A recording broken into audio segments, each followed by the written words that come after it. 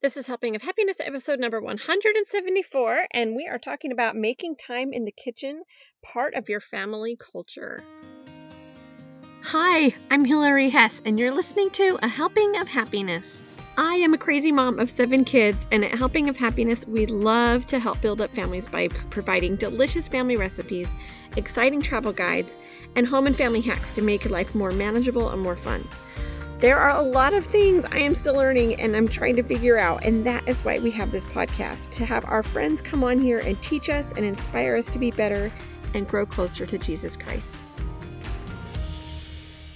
Okay, so it is just me today. It is really fun to be back on the podcast. It's been a couple of months. We've had a lot going on. We got our cookbook was put out, and then I've just been getting ready with all these summer camps and classes, so I have not been doing the podcast as much as I had wanted to. So, but I've been thinking through this episode for a long time. It's been on my heart for a while, and I just keep revising it and changing it. And I just decided I needed to just sit down and do it. And so I hope that this comes across what's in my heart, like into your heart of what I'm trying to say. So, okay. So just to begin it, I want you to just imagine me with me for a minute. Okay, so think of yourself.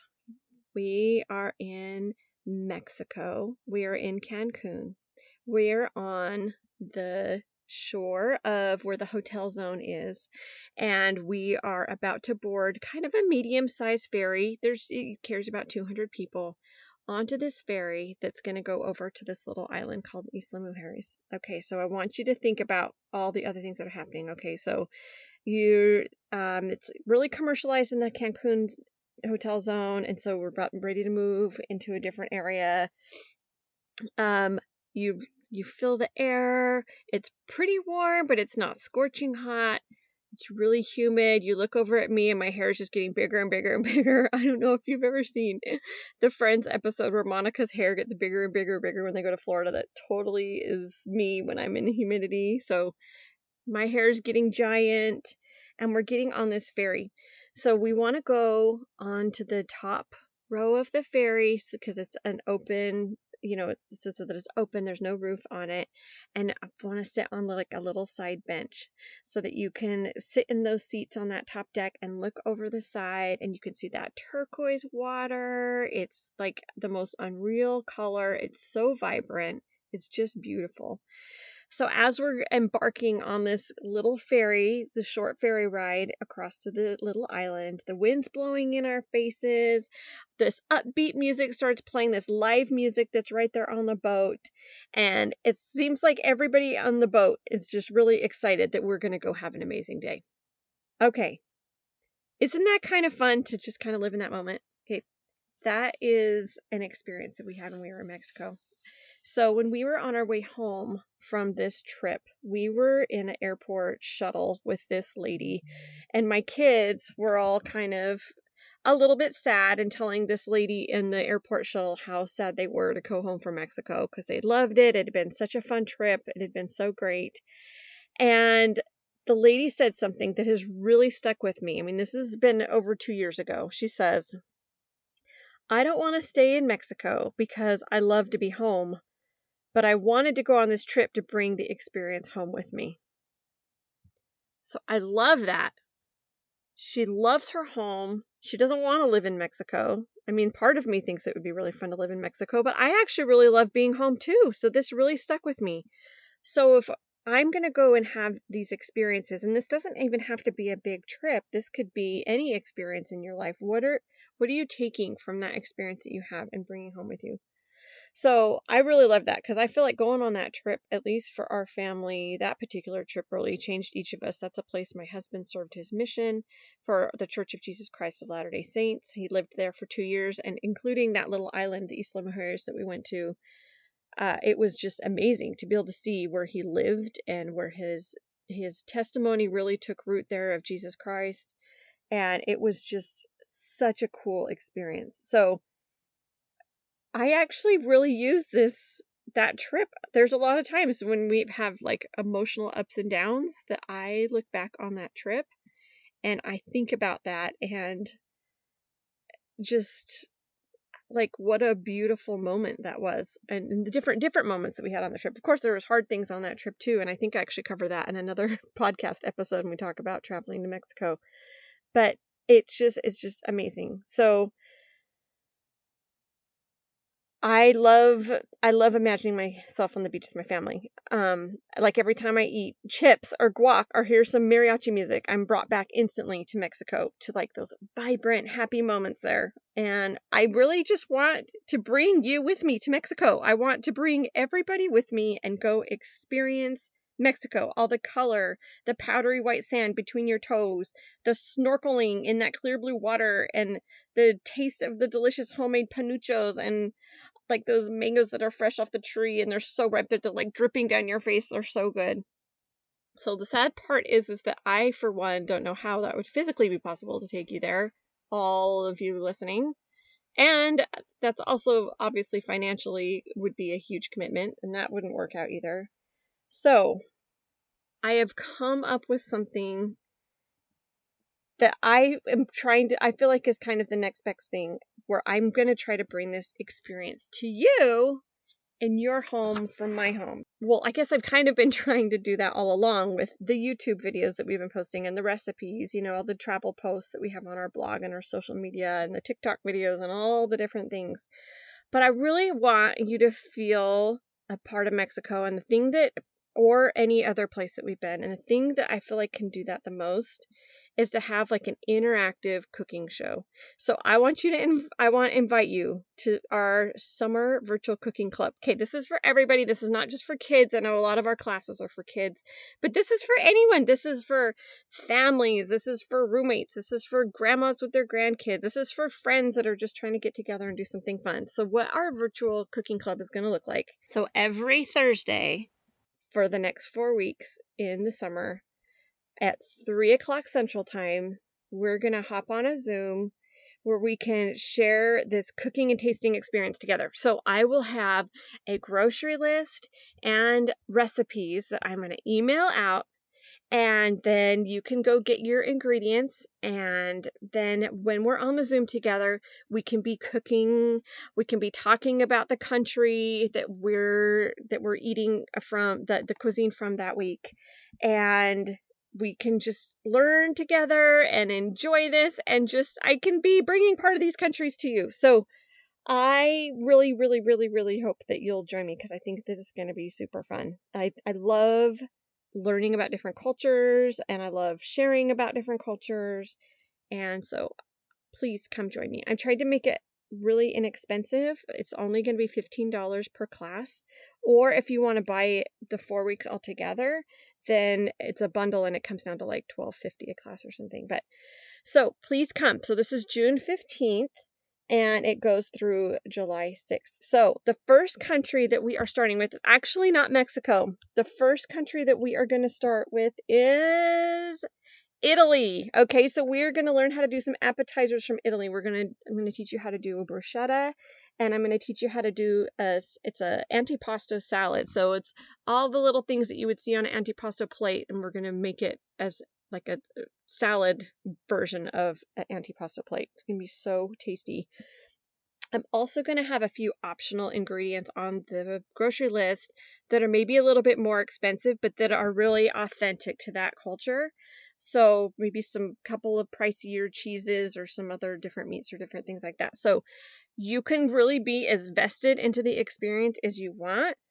I'm really happy to cater this to any kind of food allergy or sensitivity or restriction or religious, whatever it is that kind of you need to mold your food around too. So please reach out to me if you have any of those, because I'm really happy to cater to that.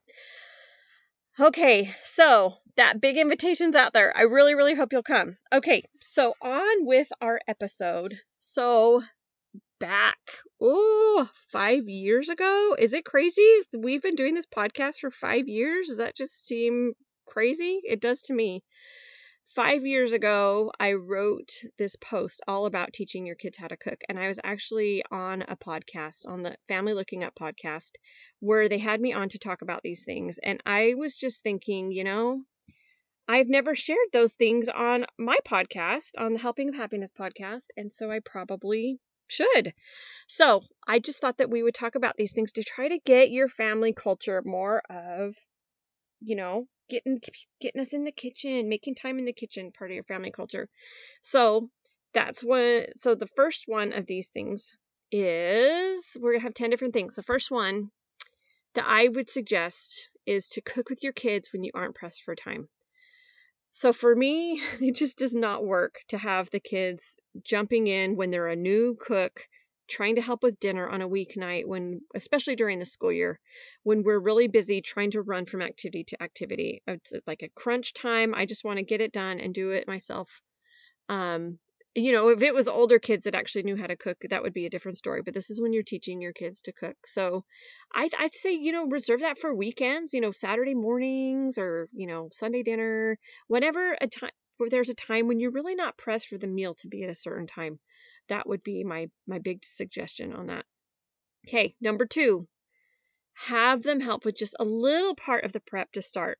So instead of creating a 5-course meal together, have the kids prep with one of the sides.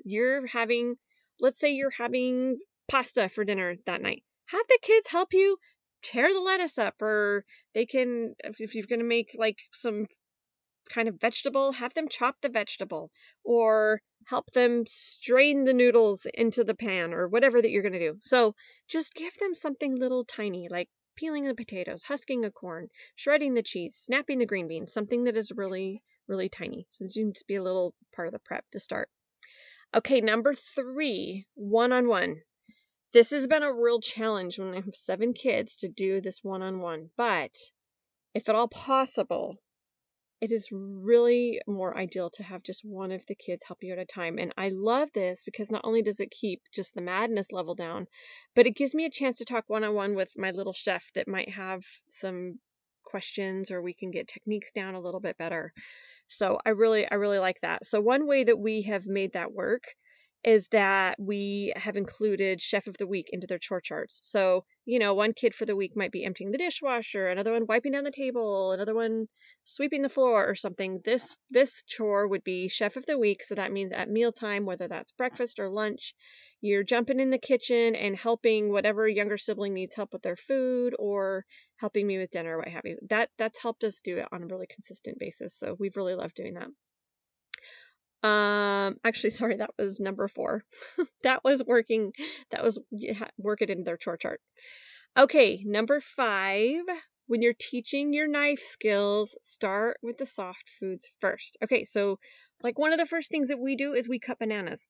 You can use plastic forks if you're worried about a knife. You can use butter knives. It's something just really, really soft to cut. Bananas are great to slice up.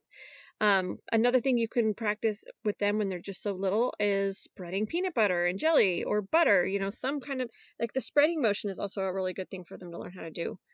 Once you've gotten really good at the softer foods, move on to foods that are a little bit more firm, maybe like a cucumber, not necessarily like a carrot that's really hard, but something kind of middle of the line there. That you can cut with maybe something a little bit bigger than a butter knife. We have these paring knives that we got on Amazon that I actually really love, and I use them in our cooking classes. They're super colorful, and they're great because they're not like super sharp, but they're sharp enough to get the work done, and they're really great for their little hands to handle. So I can throw some of that in the show notes. They're really great. So it makes it so it's just a gradual way for them to get comfortable cutting anything. Okay, number 6.